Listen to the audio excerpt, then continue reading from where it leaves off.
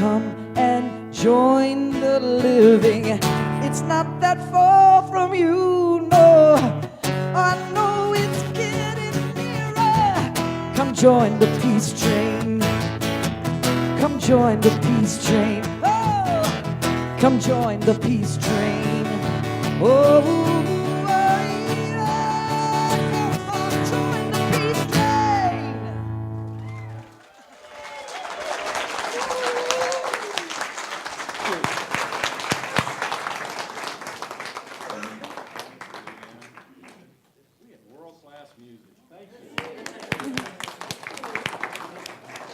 Well, thank you all for being here this morning. I just want to take just a moment to welcome you and to honor your presence here today, and to honor all of the wonderful changes and things that are happening in our country today, and to bless all of those that are here and participating in the changes in the world and changes in life. Today we're actually inviting a wonderful speaker. I've actually known Rita Marie for quite a few years. We've met at numerous conferences, Unity conferences, and just had wonderful connections together at different times. And the thing that I have to say is that I have actually been following Rita Marie's work, she doesn't know this, but for quite a few years now. And I remember when she was working down in Costa Rica and just doing some wonderful work. She is an international peace educator, a best-selling author, and a wonderful light in our world today, and she's going to be sharing with you some kind of some really wonderful things. You know, we've been doing this series the last couple of weeks, some of you may not know, on agreeing and disagreeing in love, and this is really a wonderful culmination of ways that we can really do that and really connect on a deeper level. So without further ado, I want to bring up my friend and my fellow Unity minister, Rita Marie Johnson. Thank you. Thank you, Rita. Well, good morning. Good morning. You know, I lived in Austin 15 years, or maybe you don't know that. That was 26 years ago. 26 years ago. So yesterday afternoon, I was driving into Austin, and you know, I was just being flooded with memories. It's changed a lot in 26 years. And so I was really just enjoying reminiscing. And then I realized I had one really burning question, and that is, have you been able to keep Austin weird? And then I saw we have a new goal, keeping Austin spiritually adventuresome. Yeah, I love that.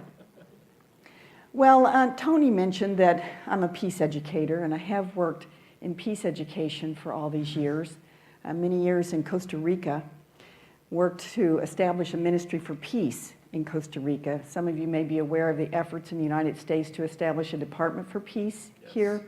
So my foundation initiated a bill in 2006 for that, and it passed in 2009 with the help of President Oscar Arias, who's a Nobel Peace Prize laureate.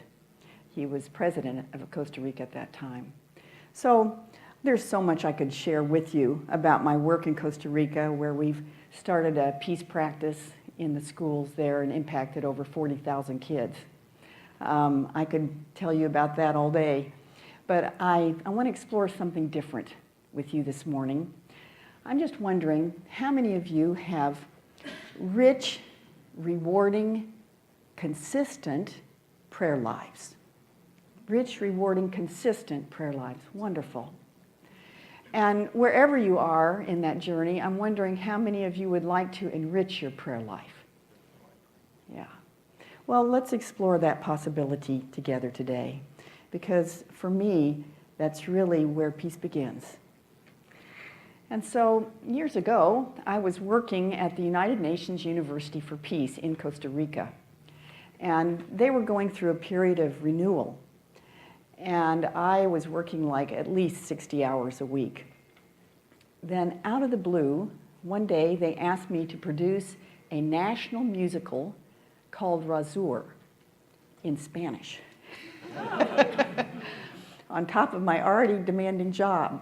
Well, the thing is, I was thrilled to be asked to do this because the poem Razur that would inspire this musical had inspired all of my work in Costa Rica, This is an 85-page epic poem that's a mystical poem. And I'd already founded an elementary school based on the poem, and also founded the Razur Foundation in order to fund this little school.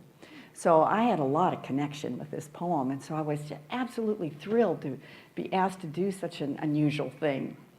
So I began to dig in to this task and get this musical going. And at the same time, on top of my already demanding job, it was just over the top. It was just exhausting. So I came home one day after a very stressful, tiring day, and I was just feeling desperate. Now, I had learned something called heart-brain coherence. Has anyone learned heart-brain coherence here? All right. Well, this is a way to de-stress, a way to get your energy back. And I knew about it, but I was only using it when I was desperate.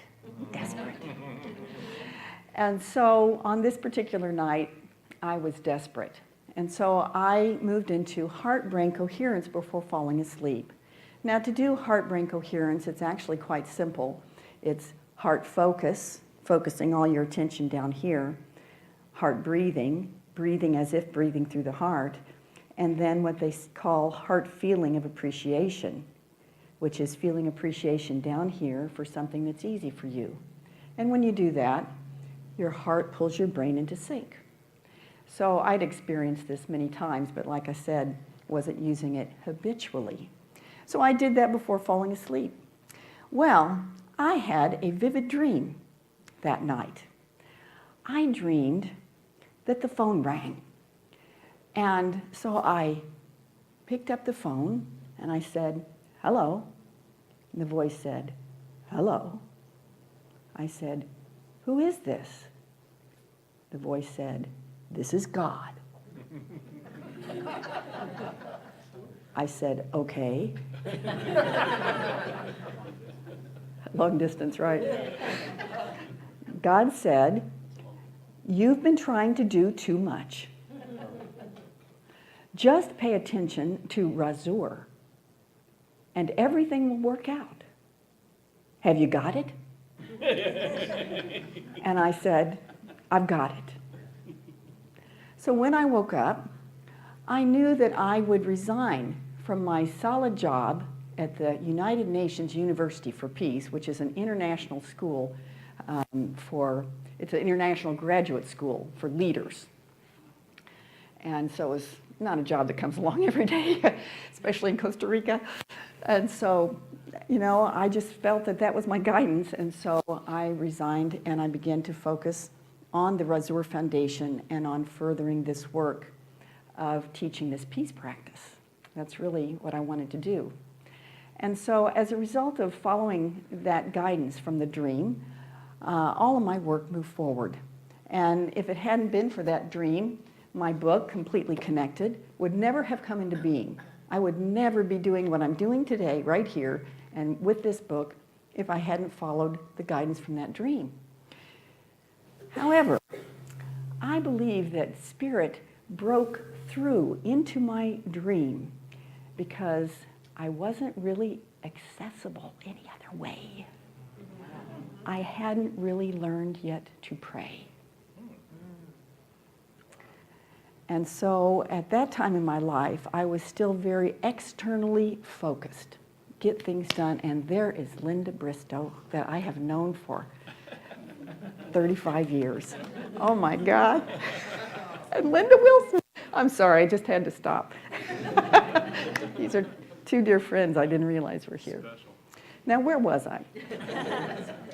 All right, so at this time in my life, I was disconnected, you could say, or connected part of the time, disconnected, connected, disconnected, a lot of ups and downs. And I had difficulty sustaining connection in relationships. I wasn't very discerning in making choices. You could say my inner phone line was off the hook, off the hook. And so I really yearned to be completely connected to myself, to others, and to Spirit. But I didn't really know how, because what was happening is my feelings were taking me on a ride all the time. Anybody else had that experience? You get triggered by something out here, life is coming at you, and your feelings take you for a ride, right? You're going round and round, and so I couldn't find the willingness to do the heart-brain coherence. I couldn't find the willingness to get still. How many of you are externally focused, have a hard time sitting down and getting still? Yeah, I think it's a pretty common problem. All right, and then I was introduced to something called nonviolent communication. How many of you are familiar with nonviolent communication? All right, well, I went and took a course with Marshall Rosenberg. He was teaching it in Puerto Rico at that time, and Marshall opened the world of feelings and needs to me. I became aware how out of touch I was with my own feelings, what an inadequate vocabulary I had of naming feelings, and going under those feelings to be able to identify the unmet need under negative feelings or the met need under positive feelings. I didn't know this most basic thing about being human, connecting my feelings with my needs. And so once I understood that, a whole new aspect of life opened up to me. And I began to realize that I could be connected to myself. And then one day, I realized that, gee, if I could just name my own feelings and find the needs underneath them first, then I could find the willingness to move into heart-brain coherence, and that when I do that, I'm able to get still. And what happens, friends, when we get still? We're able to listen and hear that still small voice. So I put the two together. I realized that I had to name my feelings and needs to get the charge off whatever was going on before I could find the willingness to do the coherence, getting still and listening inside.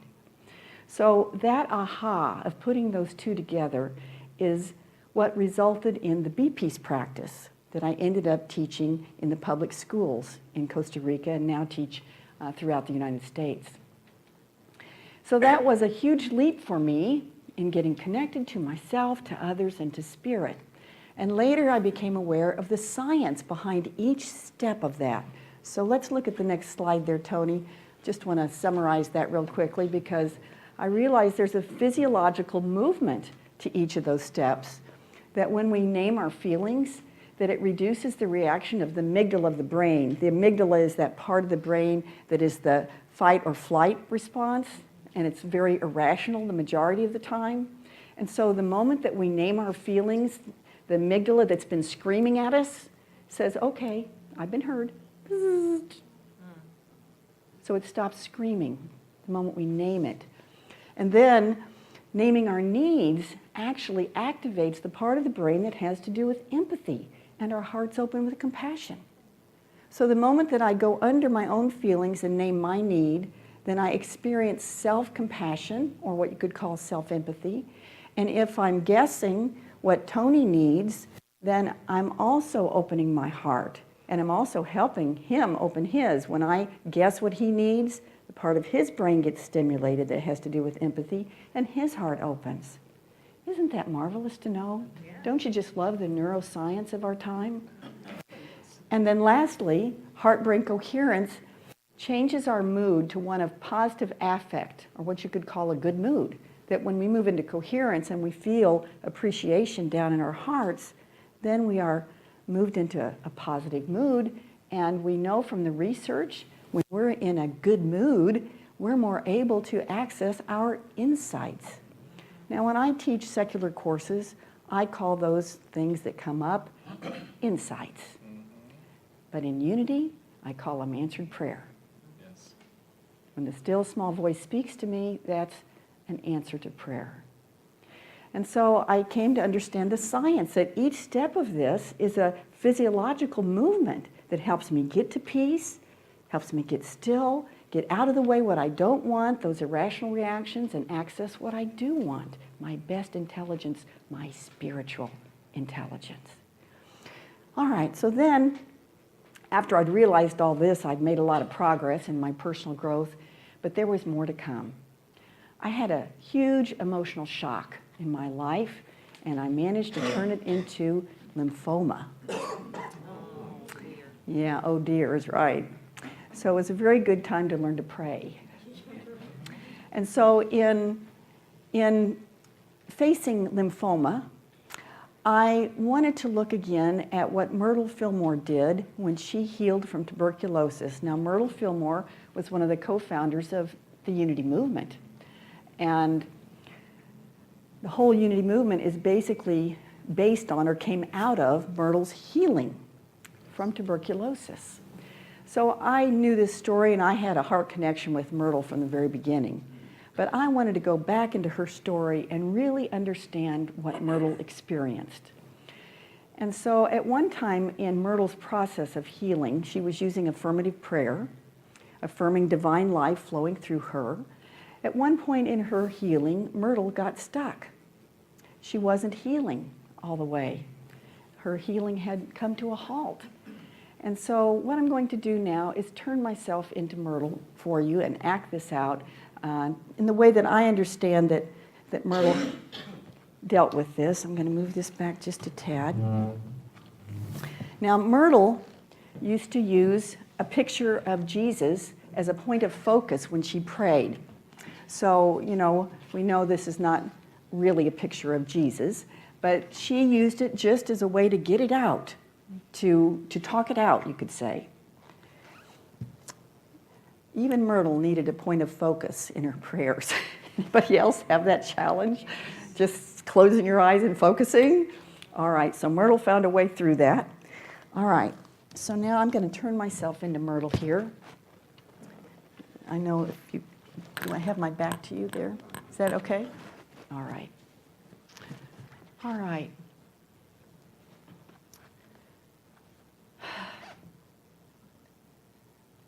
I am just feeling so discouraged right now. I'm just not healing like I thought I would. And I don't understand why.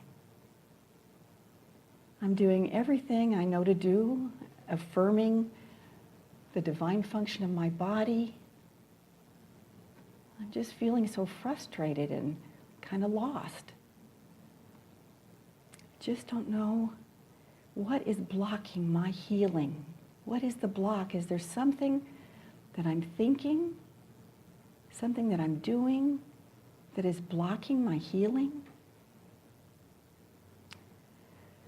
Well, I'm just going to affirm now the divine function of every cell and organ in my body.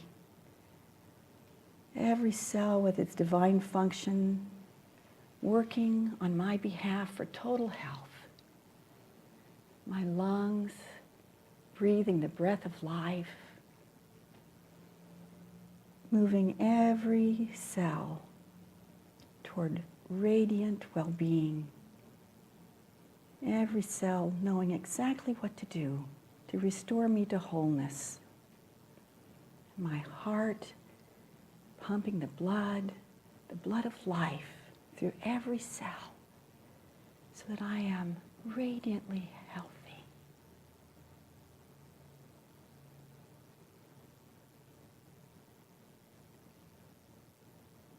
I just heard the words, look among your virtues. Look among your virtues. Is that where I'm supposed to look for the block? Well, I've always thought it was a virtue to keep my feelings to myself. And now I realize I've been pushing them down and they're making me sick. I'm going to find a way to deal with my feelings instead of swallowing them. And I know now I'll be healed. Thank you. Thank you, Spirit. Now I know I will be well.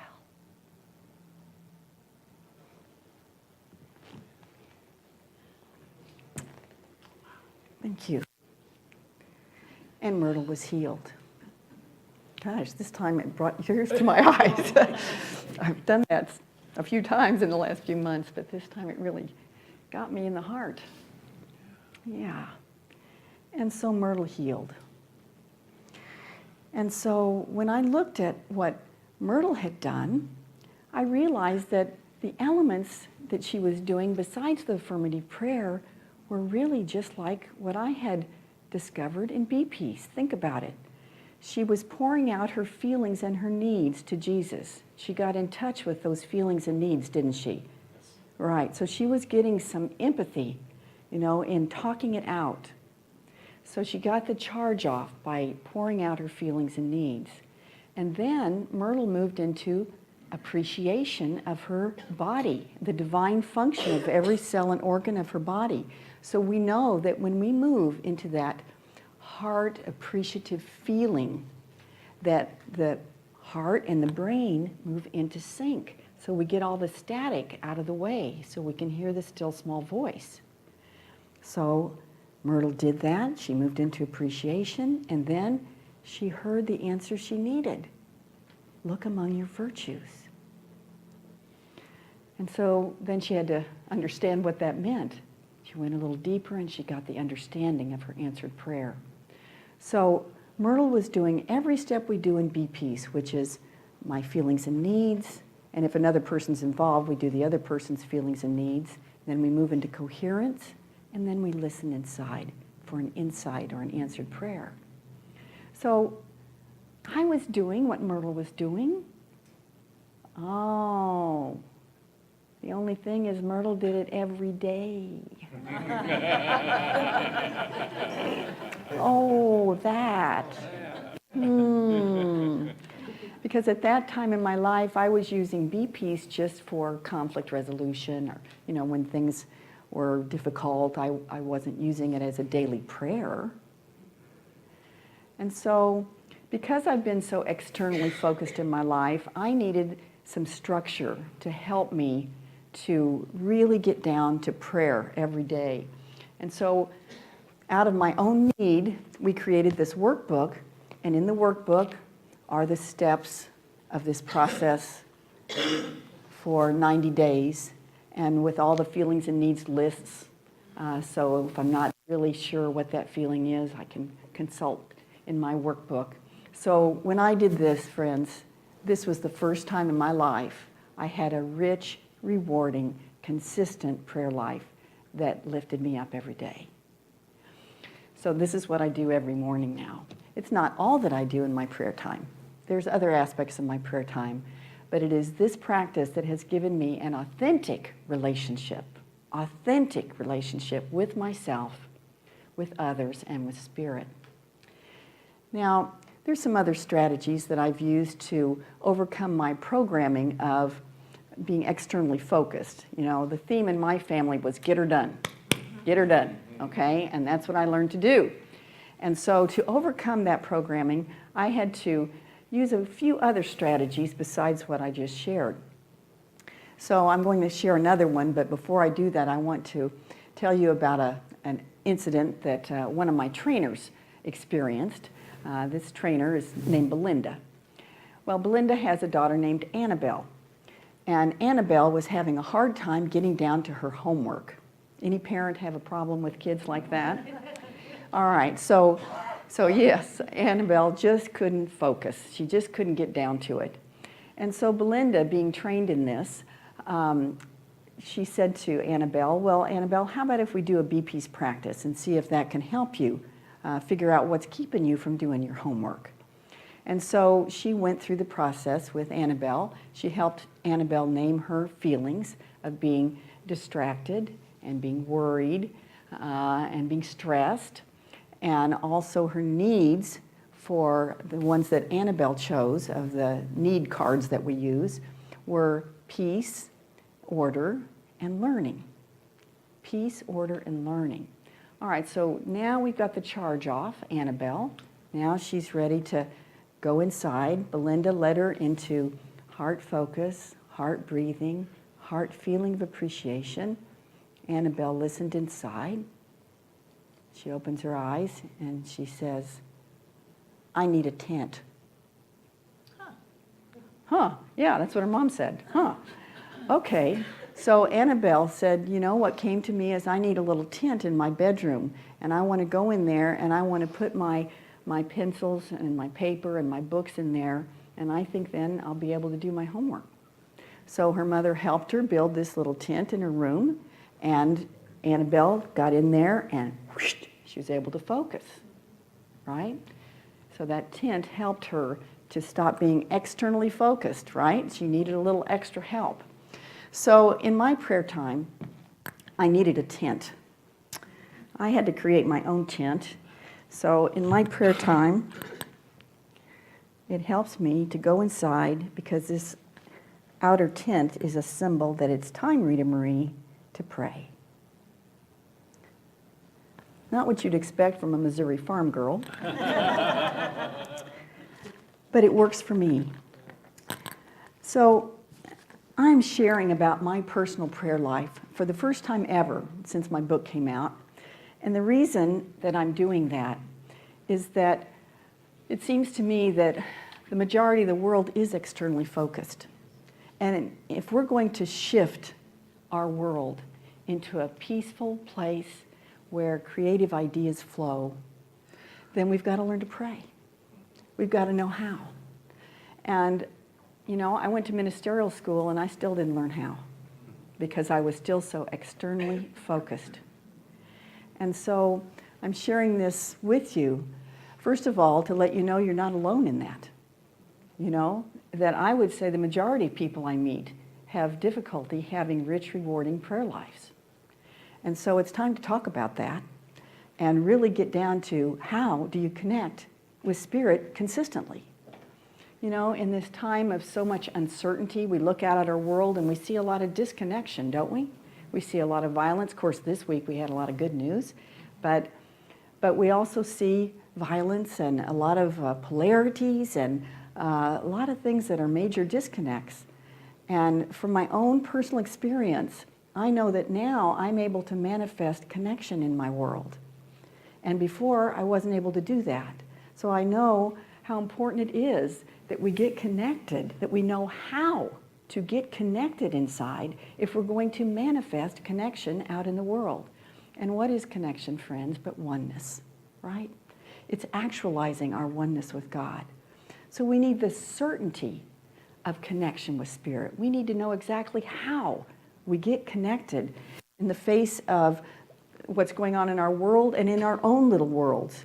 You know, when we need to agree to disagree or, you know, finding oneness despite disagreements, that we need to know exactly how to do that, how to get to that place inside of self-compassion, compassion for the other, and transcendent answers. Transcendent answers. We need to find that place in us. We need to be able to get God on the phone, right? Get God on the phone and get the answers that we need. And so, friends, you know, if God was to call me up now and say, well, Rita Marie, do you know how to reach me?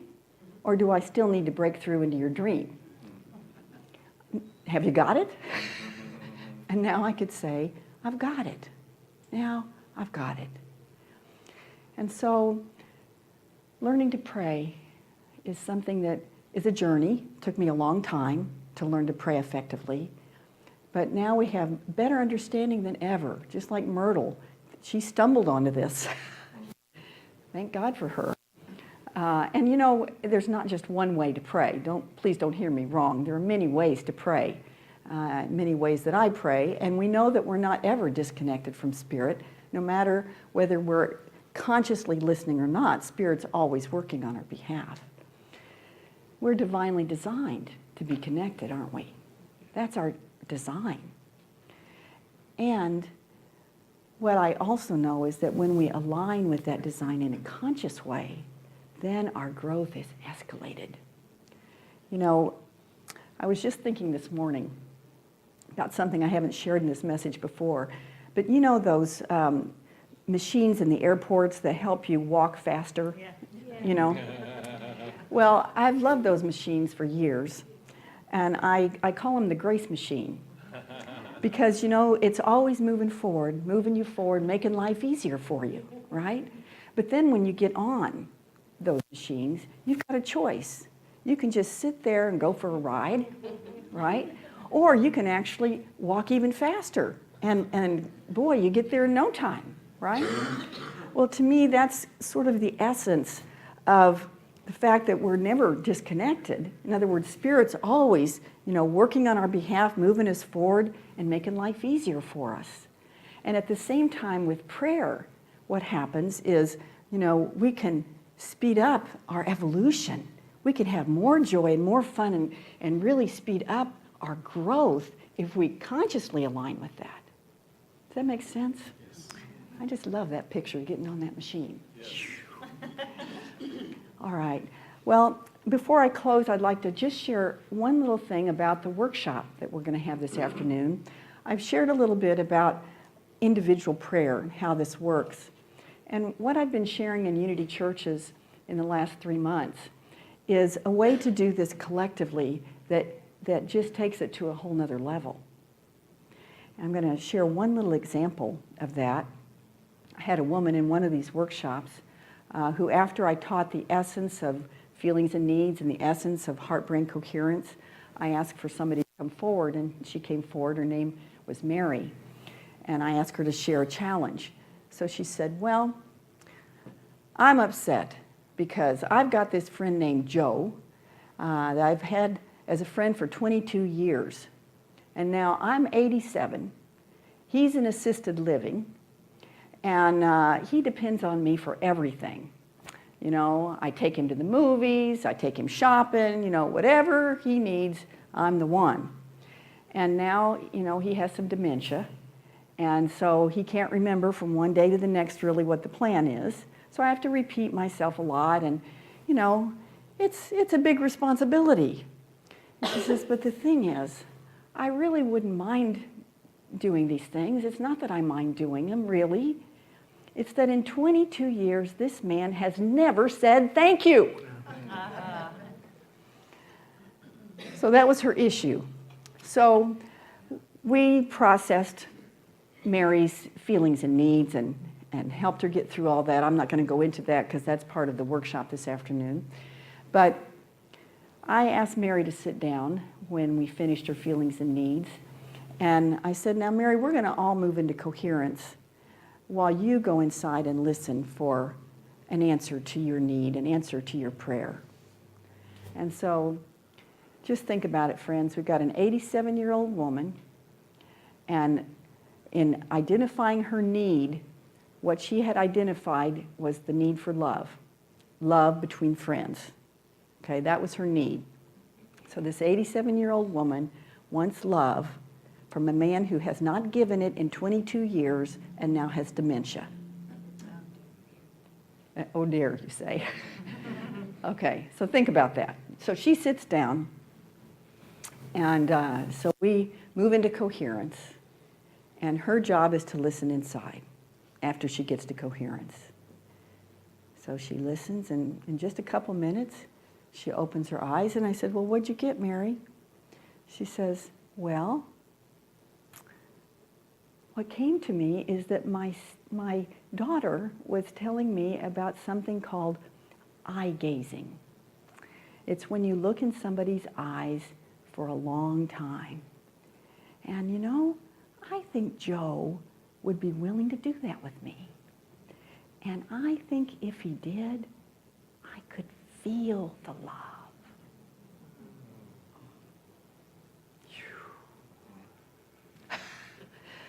So I've been having the opportunity to see miracles in front of my face in the last 3 months. And so I invite you to come this afternoon and to just go deeper into your prayer life, to know the truth of how divinely connected you truly are. So I'm just going to invite you to just join hands across the aisles there. Can you do that? Is it comfortable?